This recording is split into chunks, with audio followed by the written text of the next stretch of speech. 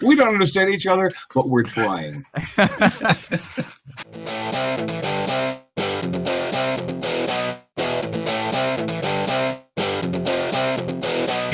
Welcome to Makers International, a podcast of makers from 3 countries, 2 continents, and featuring 5 guys separated only by the same language. Here's your host, Richard Morley. Good evening, good morning, good afternoon, good times, whatever time of day it is for you guys, whenever you're listening. I will be here. I am here. And I'm with my good friends, Mr. Not Very Average, Joe Whitaker. You're right, guys. The ever so cute Chris Cute from Make the First Cut. What's going on, guys? He says he's not a real junkie, but we do have our suspicions because he mentions it a lot. It's Alan Robinson, the woodworking junkie. How are you guys? And fresh from the nut house, of course, we've got Jamie Page as well. Good evening, Jamie. Hello. How you guys all doing? Yeah, we're great. Excellent. Yeah, So, he sounds excited. say that again, Alan.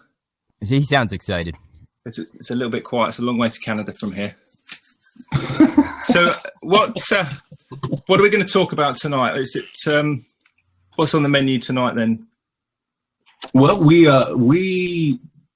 I think, Richard, just because it's our first podcast, it might be a good idea for us to go around the table and let people know who we are, because, you know, if we're new, then people may be new to us. So I just figured that maybe that it would be a good idea for us to go ahead and fill people in on who we are. I think that's probably a good idea because actually I don't really know half of you either. So being as Joe's sitting there smirking away, come on, Joe, tell us about yourself.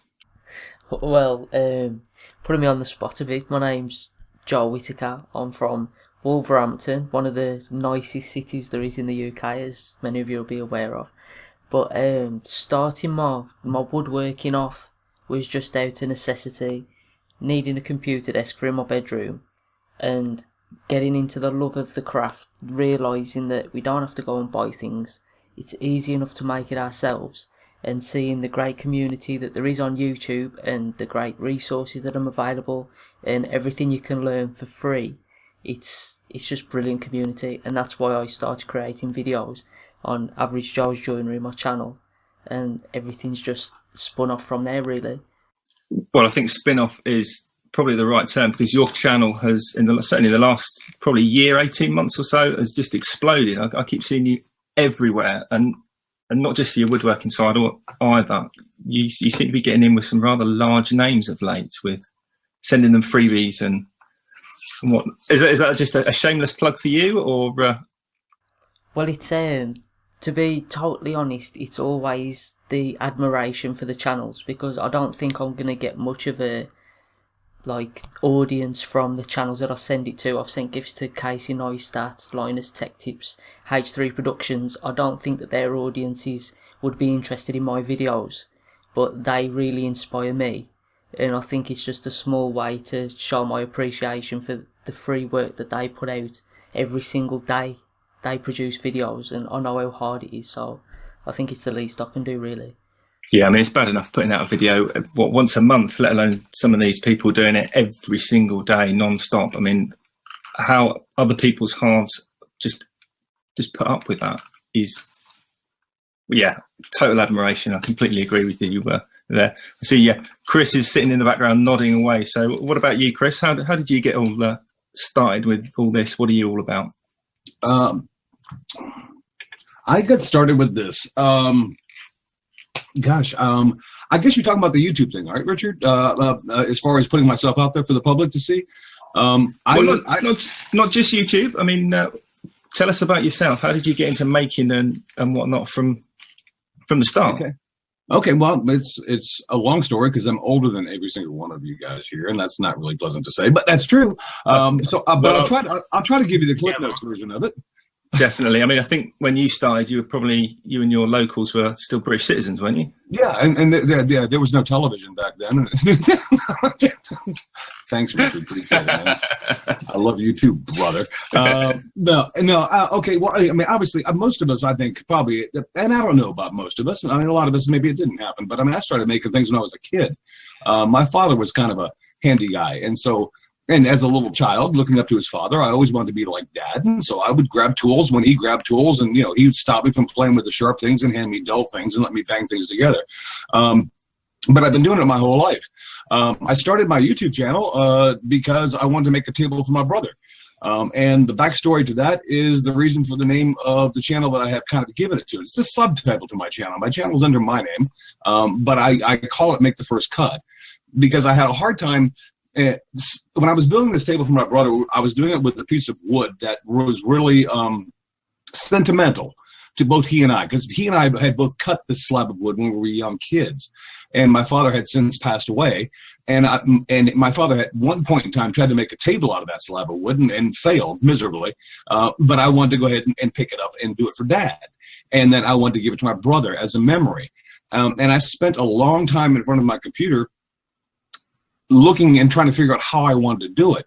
And I just finally just got tired of sitting in front of my computer and contemplating how to do something, and just said, Chris, get up, get out of your friggin' chair and go make the first cut on something and just let it guide you. Let the wood and the project take you in a direction. Go make the first cut on something and get something done. And that is pretty much how I end all my videos. And that's kind of what brought me to YouTube, and why I'm still doing what I'm doing today is actually a different story. I mean, we can talk about that later, but the majority of the reason why I'm still even on YouTube is because of the community and the people I've been fortunate enough to meet. But that's how I got started. Cool. I mean, I totally agree with that. Getting hung up on things, and you always come. I mean, I say you always. I certainly have not necessarily a problem with having lots of ideas, but it's turning those ideas into actual projects, actually, getting around and doing them. I think I spend more time just thinking about stuff, and then I get sidetracked. And then you end up down a rabbit hole, and by the time you finish, there's nothing there. Yeah, and you know what? And that's a lot. I've talked to a lot of makers that feel the same way, and it's a point of motivation. It's like, because you can spend every minute of your life in front of a computer or in front of just sitting on your couch actually thinking about it, but until you actually get out there and start creating it, you really don't know what avenue you're going to take. I mean, you could do a SketchUp on the project that you think you want to make, but then halfway through it, you're going to realize, oh my gosh, I can go this direction. And so the SketchUp plans go completely off to the right-hand side. You go to the left. And so it get out there and start creating, and it will lead you to where you actually want to go. And everything is a good starting point. But the whole point about getting started is to get out there in your shop and make the first cut on something, because that will take you to where you're going to end up. And that's the whole premise behind my channel. That's where I'm coming from. Good stuff. I mean, yeah, absolutely. I guess if I had to sum that up, just get off your butt and do something is really what you're getting on about. So I can see Alan over there. He's looking like, well, it's not looking like he's champing at the bit, but he's got a bit of a grin on his face. So come on, Alan. I don't really know you either. I'll be honest to both you and everyone else. Well, probably just us that ever listens to this, but I don't really know you that well either. So what's the Woodworking Junkie all about? Yeah, I think I've always got a bit of a grin on my face, don't I? I think, my maker career started a couple short years ago, and a lot like Joe, it started out of necessity. My wife and I had gotten our first home that had a yard, and raccoons just were ripping apart our trash cans constantly, over and over and over. The property backed up onto a forest. So I had gone over to a Home Hardware to buy one of those big plastic bins to keep your garbage in, and it was a piece of crap. I think it was like $80, and there was just no way I was buying it. So on my way out the door, I see a stack of lumber. At this point in my life, I'd never even considered making anything out of anything. It just wasn't a thing for me. But to save money, I thought I could probably rig something up, make some kind of bin. It'll be easy. Why not? So I took some 2x4 home. I later found out that I did need some plywood, and ended up having to go back and get plywood. But I borrowed a few tools off a friend, and I started setting stuff up in my backyard. But to me, it was still work at the time. I still didn't really want to do it, to be honest with you. But the first time I cut into a piece of wood, it turned into magic for me. Like the smell of the lumber, like the smell what you smell when you're going into anybody's shop or into a mill or anything like that was absolute magic for me. I mean, that's where the woodworking junkie comes from, because from that point on, I literally was completely addicted, and I still am to this day. I live and breathe making. I can't stop. Excellent. Did you actually breathe in a lot of sawdust with that first incident with the 2x4? Absolutely. And I've been breathing it every day since. Maybe one day it'll kill me. When you die, you'll burn for weeks. How about you then, JP? What are you all about? Because again, I don't really know you either that well particularly. Well, my name isn't JP; it's Jamie for starters, as a lot of you know. That's more than I know. I guess ever since I was a kid, really, I've been around a making scene of some sort. I mean, my dad used to work on building sites growing up, and ever since I was a little kid, I used to go to work with him when I was, well, knee-high to a grasshopper, as they say. And I remember seeing these like huge diggers and cranes, and I was just fascinated by it. Even still now, I can stand there watching a digger at work and just stand there for hours, etc., and just love it. And they used to just basically sit me in a corner, and I'd sit there with a hammer and a nail, and I'd just be happy, or a little saw. And then years down the line, I had a little shed in the back garden. They bought me a tool. My parents bought me a little toolkit, and it was great. I was like 11 years old. I had my own tool shed in the back garden. Not the best tools, like from Argos, you know. Oh, excellent. And then I obviously went off to school, and I was one of them ones that didn't really listen to the teachers, didn't like the writing and stuff. I just wanted to get on with it. And then it came round to work, and I was never one for an office job. I always liked getting my hands dirty. And then you started putting people's pictures on the top of the crane, and you started photoshopping people's images into things and embarrassing the heck out of them, didn't you? and That sounds about right. yeah, and then I could just imagine you in an office job actually with a big heavy deadline that your boss is breathing down your neck, and there you are photoshopping him into some shark's mouth picture on Photoshop. and That's why you ended up on the building sites. yeah. So yeah, I just hated that office environment, if you like. I just always preferred doing something where I got my hands dirty.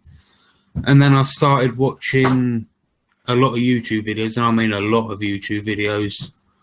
And then I came across a video by Sterling Davis.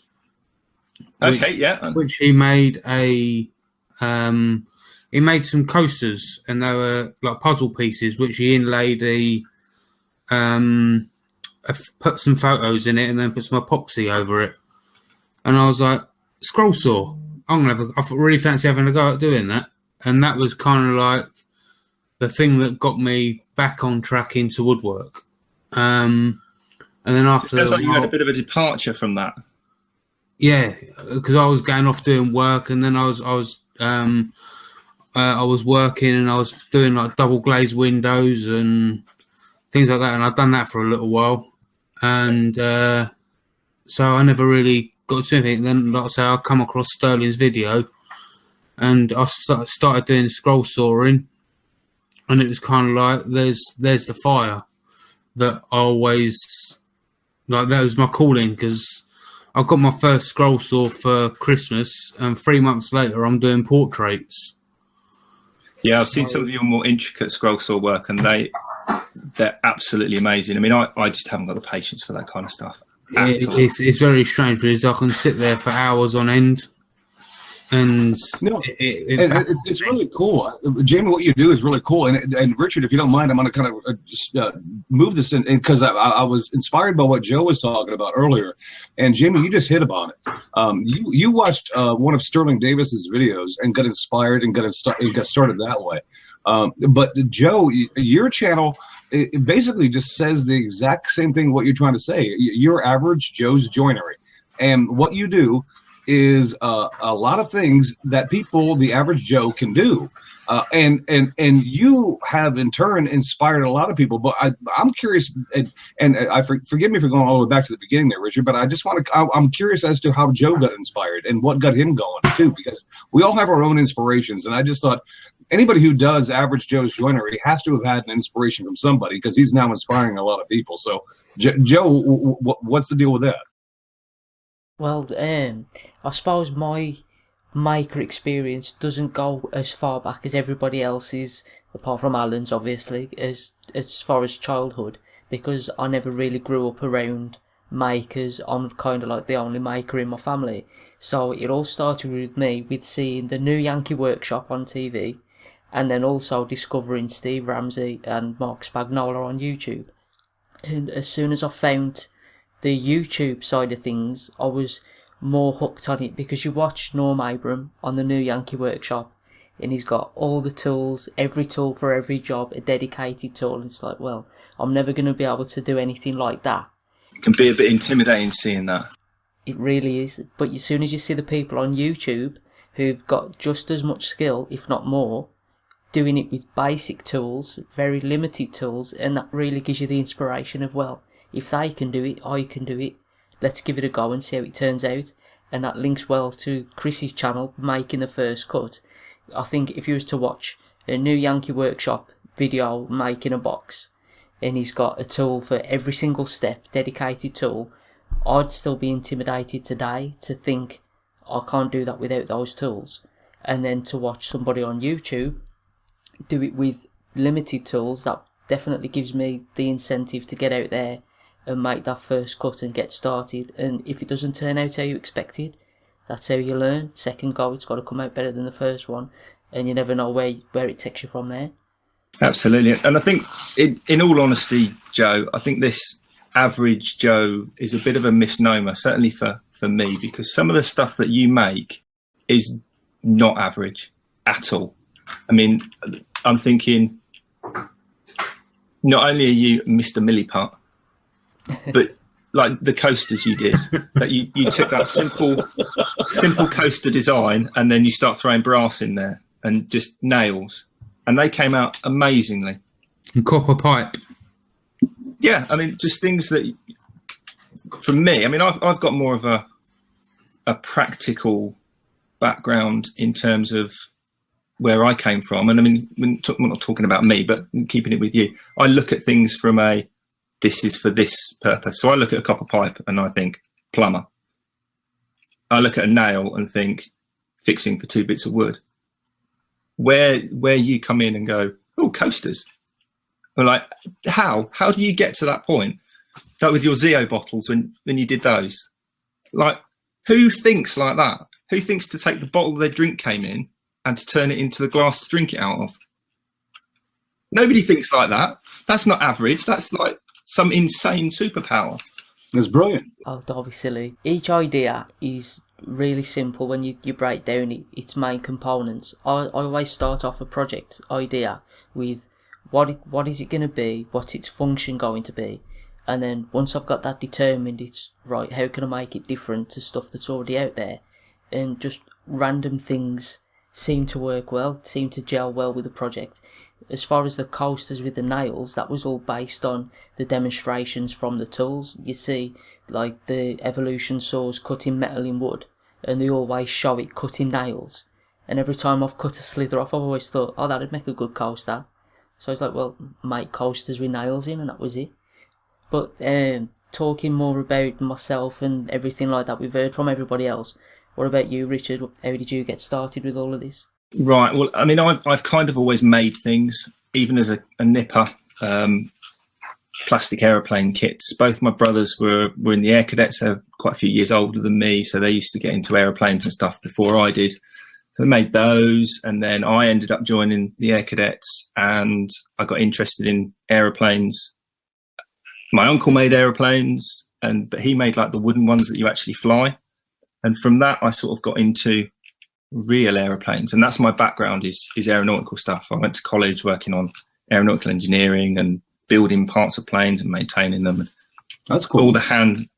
Yeah, it was really a lot of fun, actually. We spent a lot of time doing like a bit of welding and some brazing and sheet metal work with bending and presses and like tool making.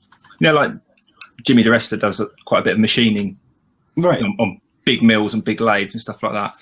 Do you have a plane license? No. But I have flown airplanes. I've got an Airfix kit. I could probably launch that out of an upstairs window. I mean, excuse the pun, but I don't think that would go over well. Don't get me wrong. I'm not an aeronautical engineer. In fact, just as a slight aside, I stopped doing aeronautical engineering after I'd been at college for I think I was in my 5th year. I just changed to a 3rd institution. Started off in Cambridge, then went to Farnborough, which has obviously got a big aeroplane background, and then I went to Bristol. And coming from, working in a hangar and reading all the manuals and doing the things properly like the Boeing guys do or the Delta guys do or whoever the airline is, we went into this lecture and the guy's like, right, for this session, we've got to reskin this part of a wing. It's like, okay, where's the manual? Oh, we haven't got a manual. Okay, well, we can't do it then. He says, oh, no, just literally just take the bit of aluminium off this skin and cut a new bit and rivet it back on. So, okay, well, where are all the tools? Expecting like this huge cabinet of skin pegs and rivets and rivet guns and sets and drills and all the rest of it. And he goes, I'll go and get them. And he literally went out to the back of his car, pulled out this toolbox that you use for your car. So there's spanners and wrenches and hammers and spark plug removers and all the rest of it. And I was like, is this guy for real? And he wasn't. He was totally genuine. Like, there are the tools. And I just went, yeah, it's not for me. And that was the last thing I went to. I just got up, walked out, and never went back. And that's why I'm not an aeronautical engineer. I kind of lost a bit of faith in it.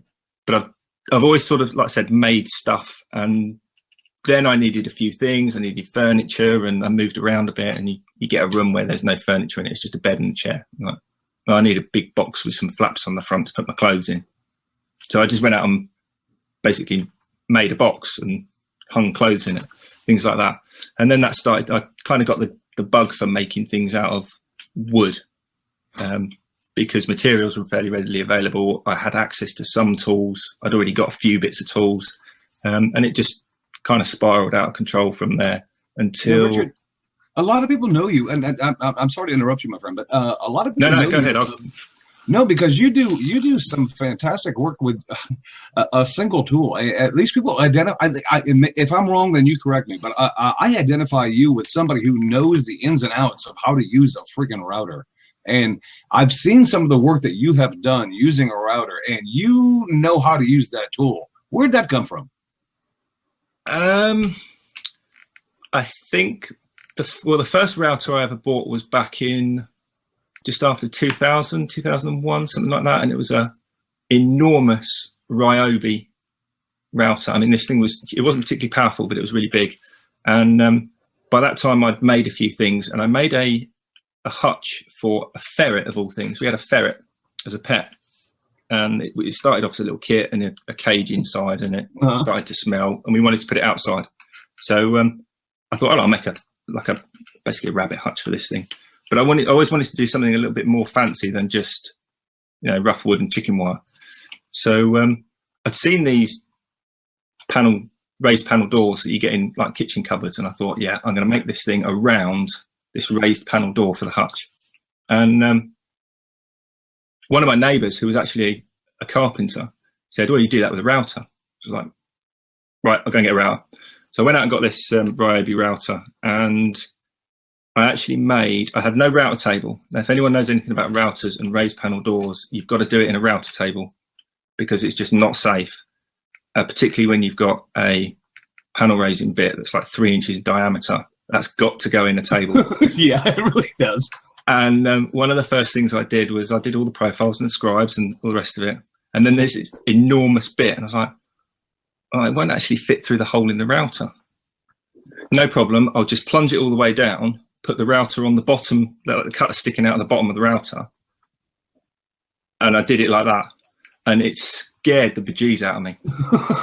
And literally, because I knew nothing about working with tables, I knew nothing about reducing speed for big cutters or anything like that. I found all that out before I lost my fingers. It was quite, looking back on it, it was just insane. And how I didn't lose a finger, I've no idea. But the routing all came about from that, and it was really all kind of trial and error. And I started getting frustrated with some parts of the router, like the fence, and I started sort of becoming more confident with other things. And then I had a huge lifestyle change. I moved house, basically had to start from scratch completely. And I got into, do you remember Keek? I do remember Do you Keek. remember Keek? It was like, that's old school. Yeah, I remember it. it's like pre-millennium Twitter Yeah, video thing going on. Yeah, that's Steve old Ramsey school. started on Keek, didn't he? Yeah, I mean, that was how I got into Keek, was through watching one of Steve's videos, and he mentioned it, and I got on there. And I think that, for me, was where the maker community really started, because there were like 30 to 50 people that started to become like video internet friends. And then I met Laney Shaughnessy, and we got talking, and he said, why don't you do like what you do on Keek, but on YouTube? I was like, well, okay, yeah, fair enough. And I was sort of mulling around at what I would do, and I put out a few videos. By that time, I did a video. I was like, shop tour. Everyone does shop tours, nice and easy. And then I'm thinking, right, yeah, I like this. What do I want to do? Some more. And then I got into the routing, and by that time, I'd started to sort of gain a bit of confidence and not a reputation, but I felt comfortable doing the router stuff. And by that time I'd moved house and set this little workshop up, and I got comfortable doing these router videos. And I was contacted by a router company that I'd used for many, many years. And we got talking, and I was developing, and they were throwing in a few hints and tips and kind of not grooming me. I don't think you're allowed to use that word these days with the internet, are you? But we started collaborating offline doing that. and that's where the routing really, for me, exploded. And yeah, now I love the router. I mean, it's my one tool that I just couldn't work without. That's interesting you bring up Laney Shaughnessy. I'm actually going to meet him next weekend at the Woodstock, Ontario woodworking show. It'll be my first convention. But, Awesome. You know, yeah, it's this community is such a huge thing. It's become a movement. What's your guys' general thoughts on the maker movement or community that we have on YouTube now? Well, I mean, I'll go first if nobody else is ready. I mean, I can tell you right now that the only reason why I'm still doing YouTube and still putting myself out there every week is because I started personally. I started my YouTube channel.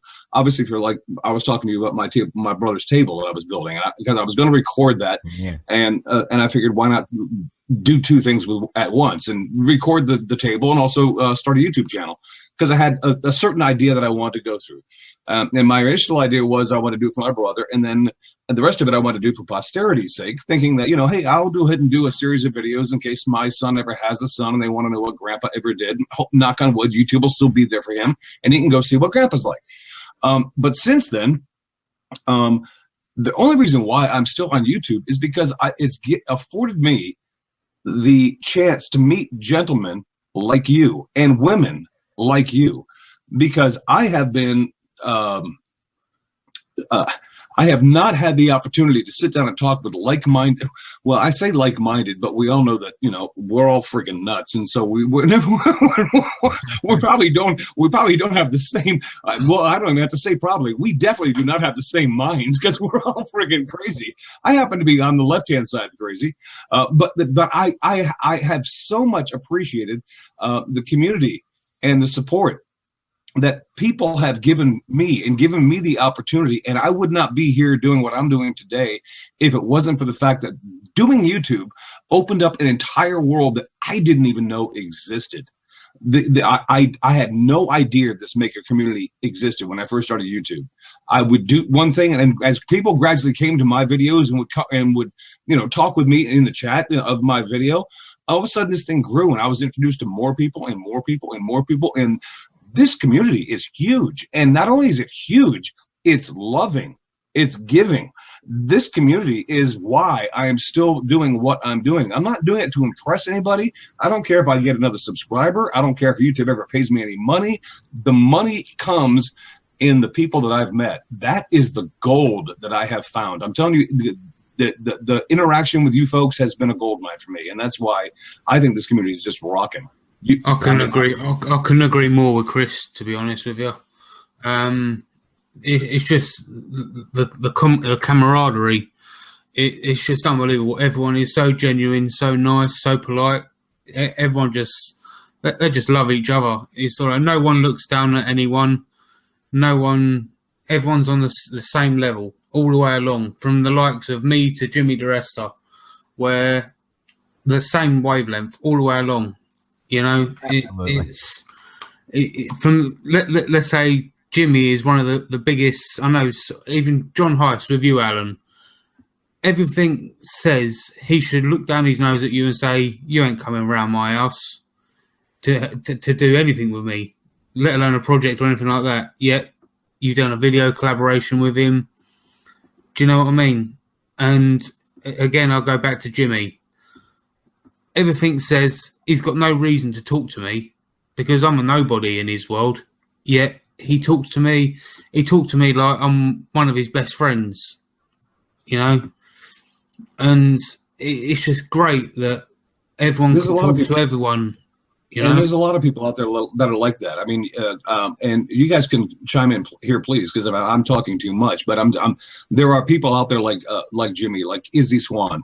These guys have huge channels. They have huge followings. But if you ever have a question, you can knock on their door and they'll answer you because they're that kind of people. And they're really kind of the face of the community, and the way they deal with everybody is just so giving that everybody else is just following suit. And you know what? God love them for that. I mean, I'm not going to give them all the praise in the world because, I mean, they didn't invent this.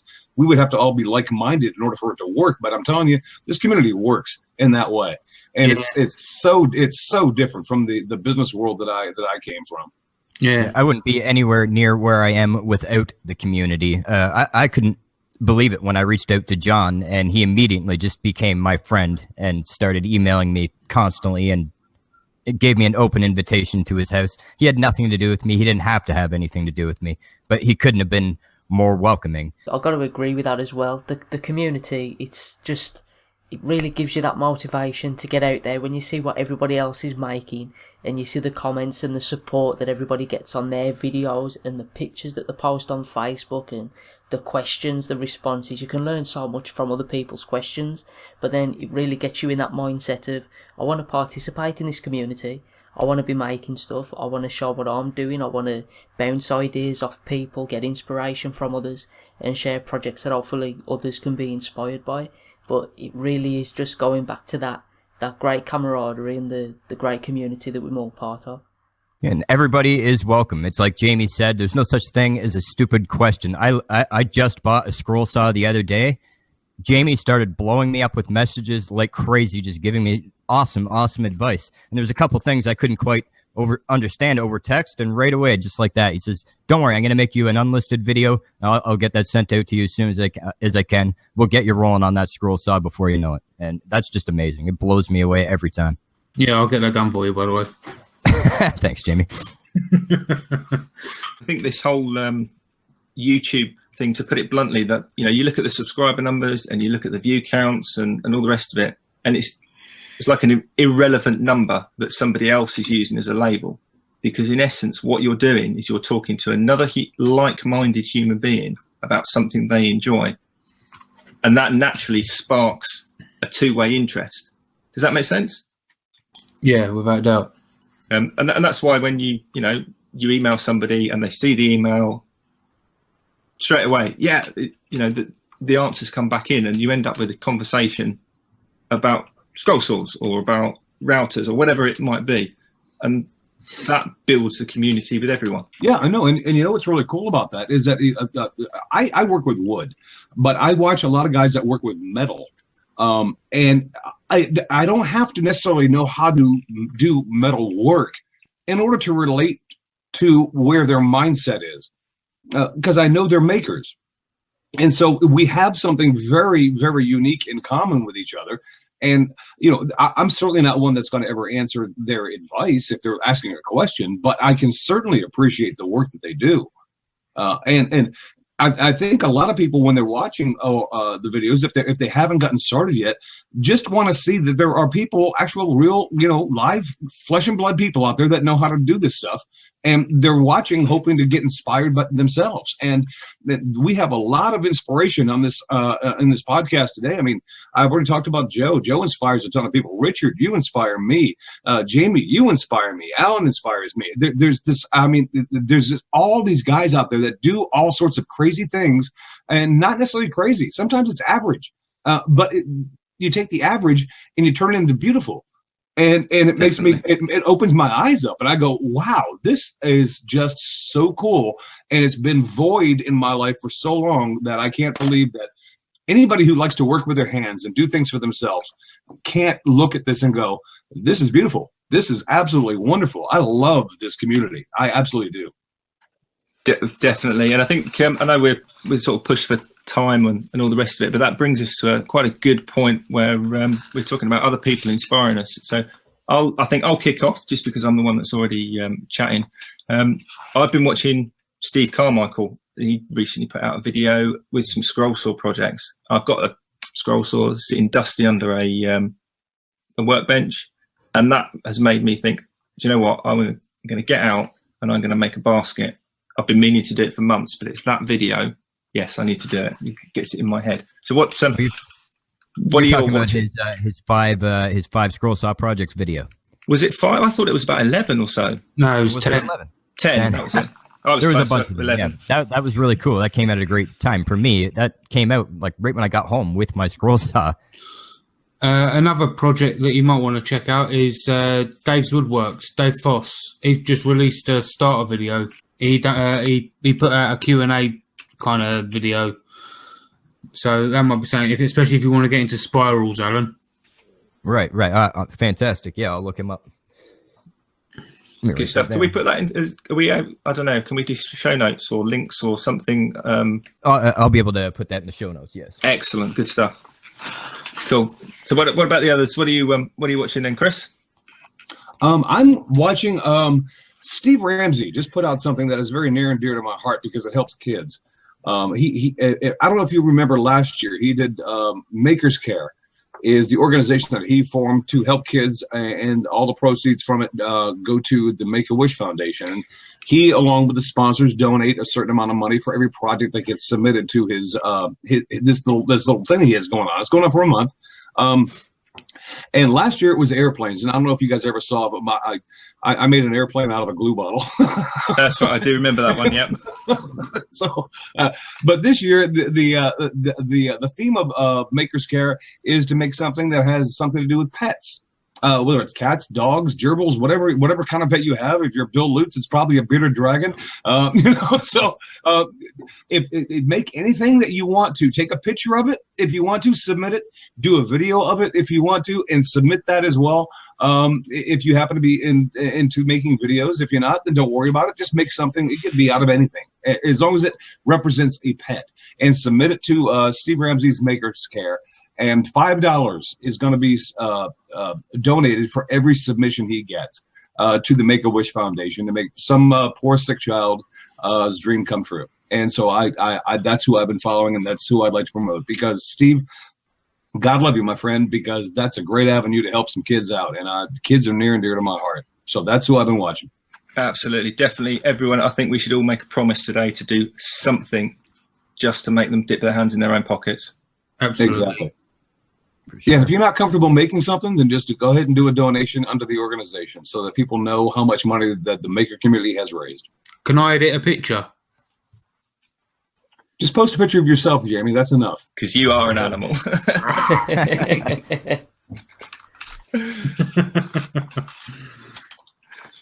Well, I'm very embarrassed to say, but I've actually been off YouTube this past week. So the one that's been stuck in my head for the past couple of weeks has got to be Jacko whatever's video that he had on Make Magazine's channel, and I think that that's a good tie-in to what we was talking about with the community.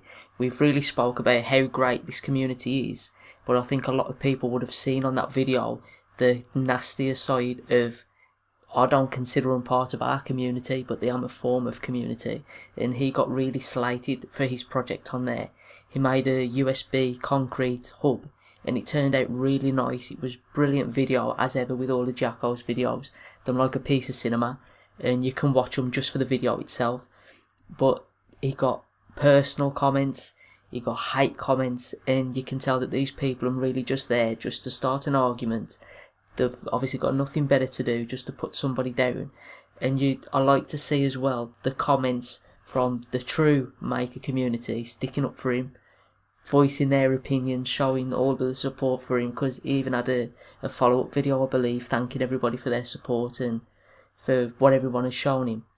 And I think that could be a good thing for us to discuss in future podcasts, just about the different communities that there is across different platforms like Facebook, YouTube, Twitter, all that different, because it really does vary a lot from different sites. Absolutely. I mean, I didn't see that video straight away. I actually noticed in my feed his reaction video, and I watched that. I was like, oh, what's happened? It was like when you see a news flash. So, oh, what's happened there? And then I went back in and did that. And yeah, I totally agree with your comment about, not part of the community. They're part of a community, some of these people. And it annoys me, not just the hurtful comments that people make, but it just appears that they just don't get it. And I mean, me personally, I wouldn't necessarily, I look at concrete as, cement for putting brick blocks together or a material for making a driveway out of. But I got from that video, I could use hot glue to protect circuits. So you kind of, sometimes it's good to look past the physical project. And yeah, because you know what, and Richard, you just hit on a really good hotspot, and Joe, you even said it yourself. Is within every video, there is an Easter egg, as people like to call it. There's a little golden nugget that you can find. And you just mentioned that he made this project out of cement to make a USB hub. And what you took out of it wasn't the final end of the project. It wasn't the project itself. I mean, he filmed it beautifully, but you got the fact that he used hot glue to protect those circuits. And he didn't stop and explain that to you. You just obviously were of the mindset to go, wow, he just did. That makes a ton of sense. And you were able to move on from that. And there's a lot of information that a lot of people do, because look, in YouTube, we try to keep our videos as short as possible because we know it's important to gain your viewership. And so we can't sit there and stop and explain every single step of the way, but you have to acclimate yourself to understand and look for the little Easter eggs that are in every video, because they are in every video, and every creator I've ever seen, I've learned something from. And you hit the nail on the head, Richard, as far as that hot glue, because that was brilliant. It's kind of a mindset, I think. I think you either get it or you don't necessarily. So, good stuff. Cool. There I am looking through the notes. So we're what are we watching? We've explained all that. And so who haven't we hit? Who haven't we hit? Have we hit Alan? Was it Alan? Oh, so Alan. Oh, bless him. I feel really bad now. I feel really bad. I'm sorry, mate. Come on, just hang it here. Don't worry about it. You're still with it. It's because you're so quiet. You're listening so intently to everyone else and being polite. It's the Canadian way, isn't it? That sort of politeness. Come on then, Alan. What are you watching, Alan? What am I watching? I've been watching the Southern Ginger Workshop a lot lately, and not just for his builds. I'm really interested in film, probably just as much so as I am in woodworking and any other kind of making. As far as I'm concerned, that's making in itself, of course. But his video quality just blows me away. I love watching it on my big screen TV as opposed to on my computer, because it just looks so amazing.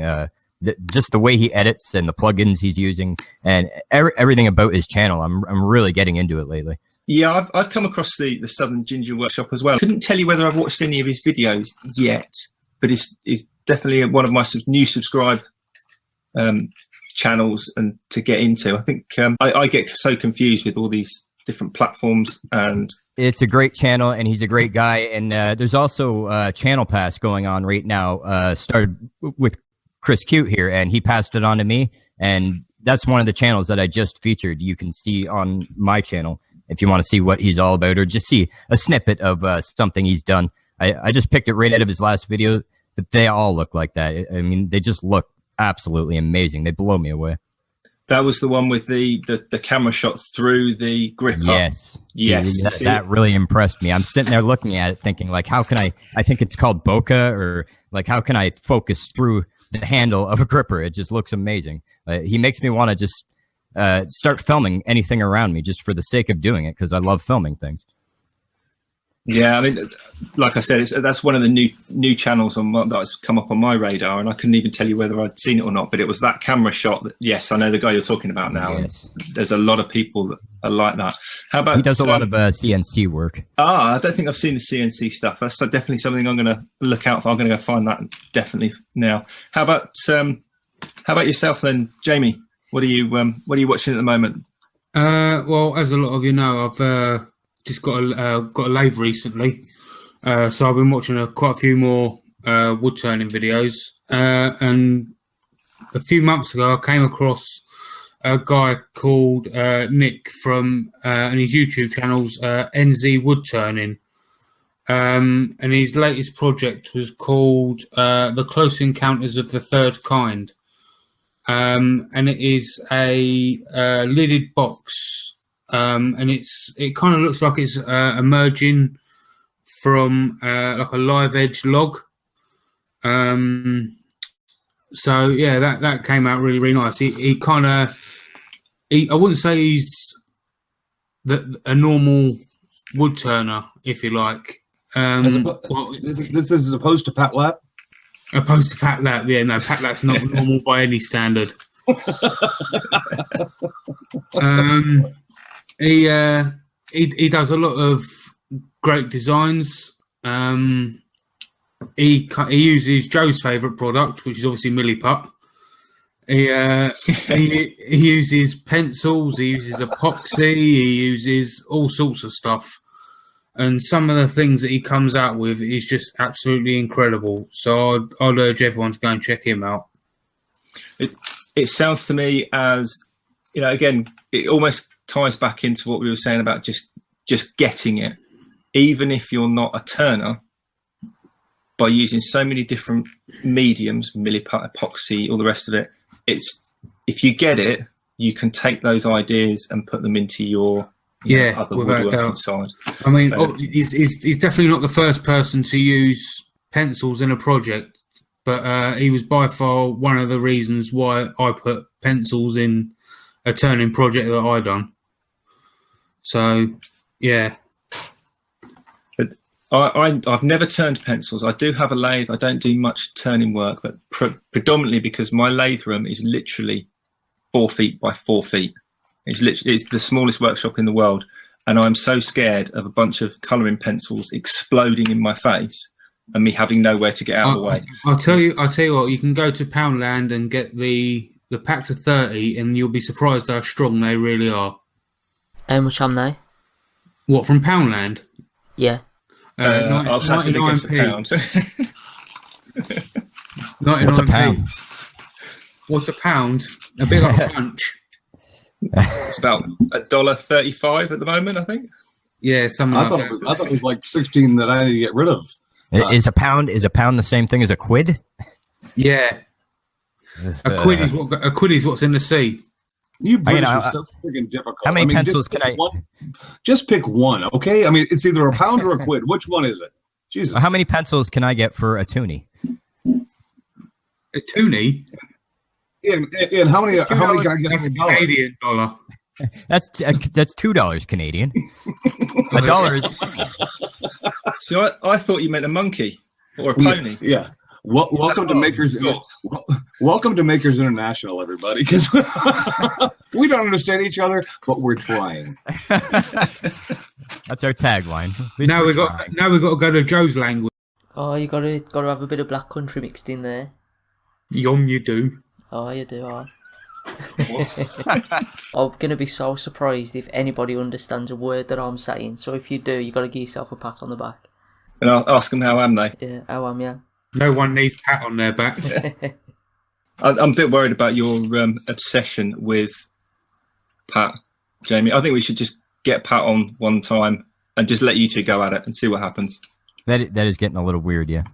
You can't get Jamie on with Pat and not include Paul Jackman, because between the three of them, they're a menage a trois. It just and it gets a little uncomfortable sometimes. I don't mind telling you, gentlemen, it does. It does. It's like Paul Mayette with Jimmy DiResta. I mean, Paul, I love you to death, but man, sometimes I get a little uncomfortable, pal. There's been an awful lot of name dropping on here, and that's inevitable. And I know it's not name dropping; it's it's people we watch and people that we want other people to know about, and that's great. But I think it's probably about time to find out and let everyone know who don't know us where we are and where we can be found online. So I know, Joe, your average Joe's Joinery. Where can we find you at? Well, easiest way, as ever, I think with a lot of us, just go into Google, type in Average Joe's Joinery, click on anything that comes up, I suppose. I'm on Facebook, Twitter, YouTube, Instagram, most of the social media, so I'm sure you'll be able to find me pretty easily. But yeah, Average Joe's Joinery everywhere. What about yourself, Chris? You can find me in Ridgefield, Connecticut. I'm the short guy in town. And I'm the one who drives normally because nobody else here can drive. Seriously, do you guys live in a town like that? I mean, you feel like you're the only one who knows how to drive on the correct side of the road? Anyway, because I do. Anyway, you can find me social media. Let me see. God, I'm so involved. I've only got two places you can find me. You can find me on Facebook, and you can find me on YouTube. On YouTube, I'm Chris Cute. And then if you want to look me up on Facebook, just type in the search button, make the first cut, and you'll see my ugly mug show up, and that's where I hang out pretty much. But I do have Twitter, I do have Instagram, but I'm just not active on those sites, guys. So, if you want to find me and talk to me or relate with me or, laugh at me, then that's where you can find me. So you're big on Facebook, but not anywhere else except YouTube. Not so. I just, I'm old. It takes me a while, Richard. It takes me a while to get there. But I'll get there. By someday. bus. By bus. Or mule. And Jamie, I know you're fairly strong on Facebook. I think that's where I've seen you most. But do you hide anywhere else on social media? I am on Twitter. That's JP_woodwork, and Instagram as well at the same name. Excellent. And how about yourself, Alan? Oh, you can find me lurking around all the social networks, all under the name The Woodworking Junkie, because for some crazy reason, nobody else wanted that name, so I'm able to take it all across the board. You mostly find me on Facebook and of course, YouTube, I never stop with, so I'm not hard to find. Good stuff. Well, if anyone fancies trying to find any of my stuff, I'm on YouTube, obviously, either under my own name or BrainFizz. And you can go to my website, brainsfizz.uk, and then there's links all over social media. But if you, just find me on social media. That's fine. Excellent. Okay, then. Well, I think that's probably a good place to wrap it all up. So are we going to do this again, do you think? Maybe? I don't know if somebody actually listens to this. Yeah, how about we do it next week? Should we make that commitment, shall we? Yeah. Let's do it again next week, yeah? Okay. I'm committed. Yeah. Cool. So come find us again here, guys, next week, and we'll be talking to each other again. All right. Have a good week, everybody. See you, everyone. No. See you later. Have a week.